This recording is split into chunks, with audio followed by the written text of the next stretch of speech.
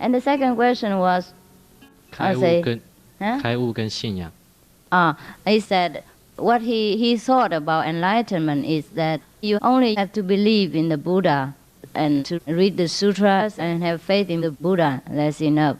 So I say, no, it isn't enough. Because you have to also become Buddha, a higher level, in order to understand the Buddha's meaning and his wisdom.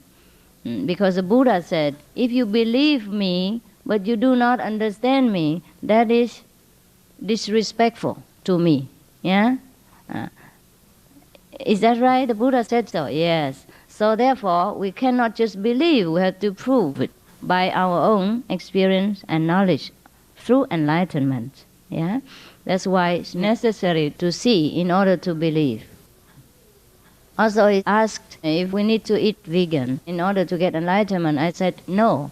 To eat vegan is to cut out the karmic connection with animals in this life so that we don't incur any more burden, yeah? So that we won't be bound anymore to this world again because of this death. Also, it is to develop our compassion and equality to all beings in God's creation. It is not because you eat vegan, you become enlightened. Otherwise, the cows, the horses will become enlightened. That was our answer and questions. Anything else? 5 o'clock already. You still want to ask? Oh my God. Come. Because I'm pretty sure Buddha is fat. And how come he was fat if he was a vegetarian? He was fat and why he became vegan? No. How come he was fat if he was a vegan? You tell your wife to come up. Where is my wife? My wife was skinny. And we changed. We were not vegans before May 30. You listen to the true story about getting fat or getting skinny. Come, you tell. Come up. When we met Supreme Master Ching in California, May 29th, we were not vegans. And that's my wife. And we changed that. Thank you. We converted to a vegan because Master Ching convinced me scientifically and also mentally and religiously. And so one night we converted to veganism. My wife gained 15 pounds since then. It's only 6 months. 6 months gain 15 only pounds. 6 months. Yeah. But do not worry, not everybody is like that. Thank you. Gain 15 pounds, my goodness.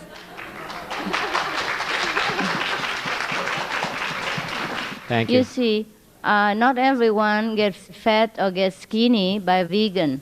Yeah, we have to consider your chemical reactions to these foods. Yeah, because before she ate animal food and she had always diarrhea. She never got very, very fat. And now after becoming vegan, her body doesn't react violently like that anymore. And she becomes calm and peaceful and assimilates all the food that she eats. Therefore, she gains some weight. Yeah.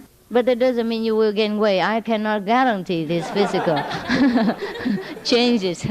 I can only guarantee mental equilibrium, calmness, and a more loving change. I cannot guarantee the physical change. But it's not necessary anyhow. Yeah, we have many vegan people who are fat, who are skinny, who are beautiful, who are young, who are old, or anything. Anything else? Oh, you don't leave me alone? Now come. Yes?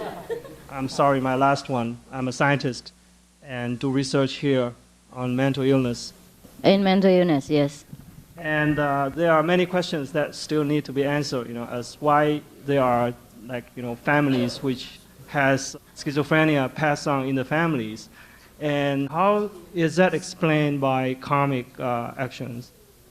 The second question is it rightful for a scientist to ask after enlightenment that there is a quicker answer from somewhere above to these questions, or do they still have to stick with their scientific method and try to answer these questions? There are quicker answers than scientific research.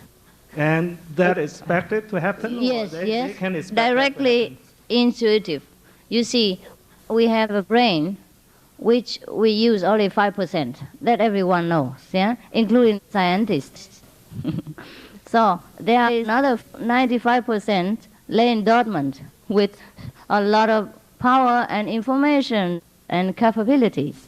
So when you awaken this full power of the brain and you get all the answers, which you would have to do research for many, many years in order to get, and might not even be correct sometimes after many years of research. Therefore, you know, the scientists, sometimes they prove like that and say it's correct, and the next year they prove it a different way, and the next year another different way, yeah? Because we use a limited power instead of using the whole power. So the method of enlightenment is nothing new and nothing mysterious. It's only to awaken your full competency, full power of intelligence, all right? 95% is still there. So you get answers quickly from meditation. Yes. The other question I was asking is that we know that there are diseases which are inheritable. And how is that explained by the law of retribution? Oh, yes. The people who inherit these diseases, yeah, are connected with each other in previous lives through some common goals, common deeds, and togetherness, together doing something, together thinking something, and together inherit something.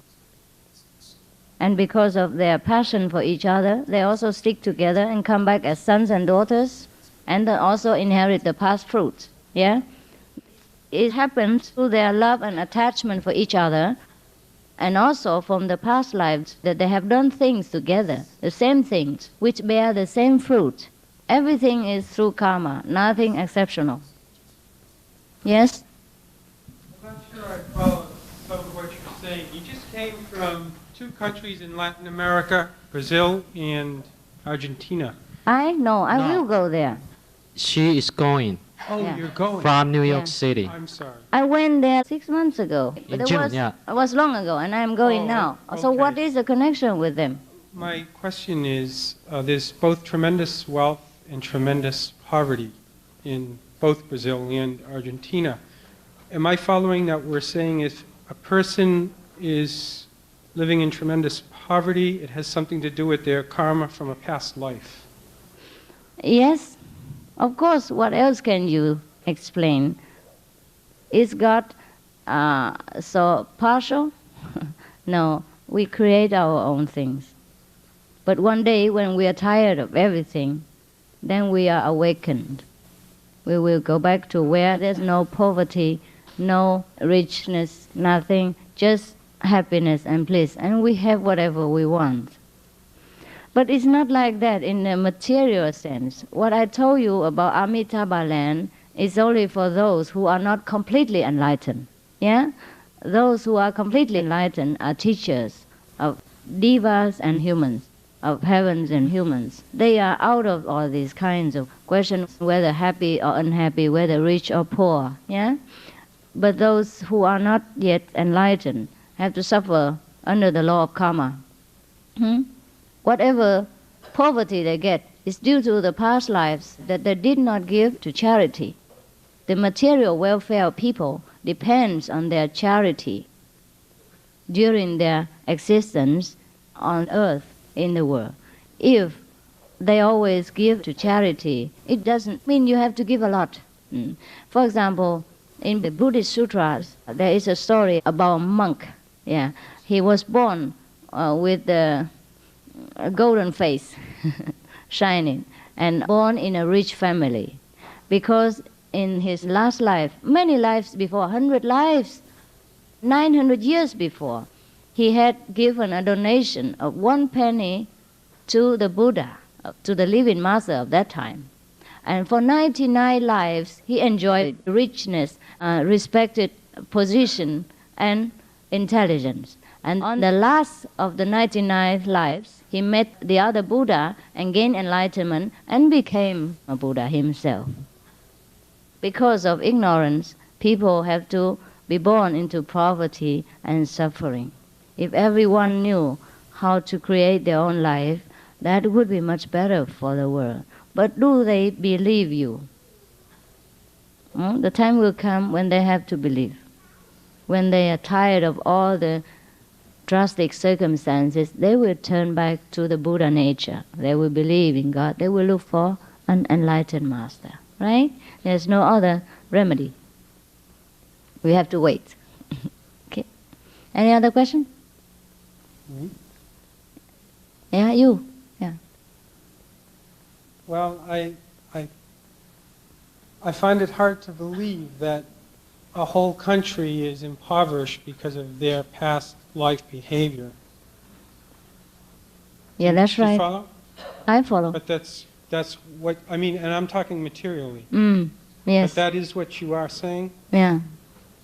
So the people that live in this country, the United States, which is the richest country of the world, have lived very enlightened lives in the past, whereas people that Very charitable life in the live very past. charitable lives. No, not necessarily enlightened. Richness and enlightenment are different things altogether. You may be rich but not enlightened. You may be poor but enlightened. Okay. Well, that's just true. But this you can believe when you see it. After you practice sometimes of meditation of some kind, not necessarily mind kind, and then you will gain access to those past memories. You will see it for yourself, the whole karmic structure of the world, and why some places are poor, why some people are rich. You see clearly, like you read a book or you see a movie. Everything is recorded in the history of time and space. Yeah, nothing is destroyed. Nothing disappears. Everything is manifested and concentrated in a form of energy and is recorded in a different level of consciousness. And we can see that for ourselves. Then you have no more doubt. Now if you argue with me until tomorrow, you still have doubt because you don't see it. So my proposal is I invite you to come into the kingdom of heaven and the kingdom of invisible knowledge and find out for yourself. I do not force you to believe what you do not see. I only offer you a chance to prove it to yourself. But you need faith and practice. You can't just know everything overnight, like any science. You can't learn to be a doctor in one night or 2 nights. You have to truly want to be a doctor and study with other doctors in a medical school. And then over the years, you will become one, right? But immediately you know something about medicine in the first days or first week. That's for sure. Just like you come to an enlightened master, you have some instant glimpse of enlightenment, some particles, some parts of it, and then you develop further. So, I'm sorry. We will live and wish you all happiness.